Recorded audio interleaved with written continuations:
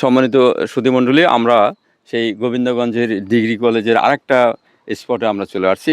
এখানেও আমরা একটা পরিত্যক্ত জায়গা, অর্থাৎ দোতলার উপরে, এবং আমার সাথে আছেন মাহমুদবাগ উচ্চ বিদ্যালয়ের প্রধান শিক্ষক এবং বাংলাদেশ বেসরকারি শিক্ষক ফোরামের সাধারণ সম্পাদক নজরুল ইসলাম স্যার।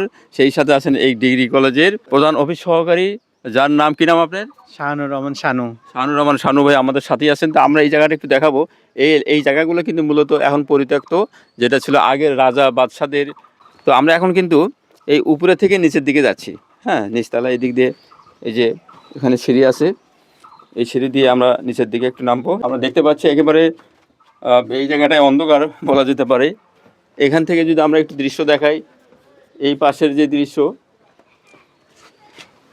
পড়ে আছে কিন্তু পরিত্যক্ত এই জায়গা, এখানে কিন্তু বিভিন্ন জায়গা থেকে লোক এসে ভ্রমণ করে। আর এটা হচ্ছে ভেতরের দৃশ্য, ভেতরের দৃশ্যটা একটু দেখাই। তো আমরা আসলে এই যে মানে বিল্ডিং যেটা ছিল, সেটা দোতলা থেকে আমরা নামতে নিচতলা থেকে আসলাম। এখন আমি একটু এই জায়গা সম্পর্কে প্রথমে সানু ভাই, তারপর আমি স্যারের কাছে যাবো।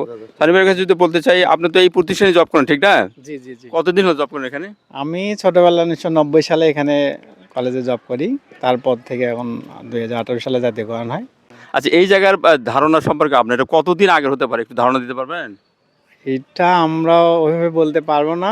তারপর আমরা আমাদের বাপদাদার থেকে যেটা শুনছি, সেটা যুদ্ধের 71 সালের যুদ্ধের আগেই ওনারা, মানে যুদ্ধের পরপরই ওনারা রাজারা চলে গেছেন এখান থেকে, এটুকু আমরা জানি। আচ্ছা, আপনি একটু আগে বললেন রাজার নাম ধরে, কোন রাজা ছিল এখানে? এখানে রাজা শৈলেশচন্দ্র রায় ছিলেন। শৈলেশচন্দ্র রায়। জি।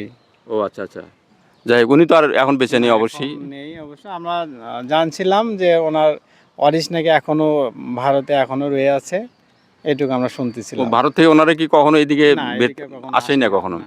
যাই হোক, আপনাকে ধন্যবাদ আমাদের এই মন্তব্য দেওয়ার জন্য। এবার স্যারের কাছে আমি জানতে চাই, এখানে যখন আপনি পড়াশোনা করতেন তখন কি আপনার কোনো রাজা বাদশা এখানে কেউ ছিল, এরকম দেখেছেন কি আসলে?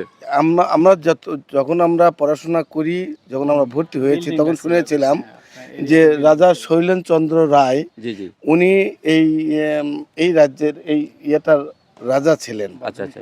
এই বর্ধনকুটির রাজা ছিলেন। কিন্তু দেখা গেল যে আমাদের সময়ে ওই যে দোতল ভবনটা দেখতে পাচ্ছেন, ওই যে এটা কিন্তু স্বাভাবিক ছিল। আচ্ছা। এখন আস্তে আস্তে কালের গর্ভে বিলীন হয়ে যাচ্ছে। এই যে সামনে এগুলো দেখতে পাচ্ছেন, জি, এগুলো কিন্তু বিল্ডিং, অকেজ বিল্ডিং ছিল, তখনই ছিল।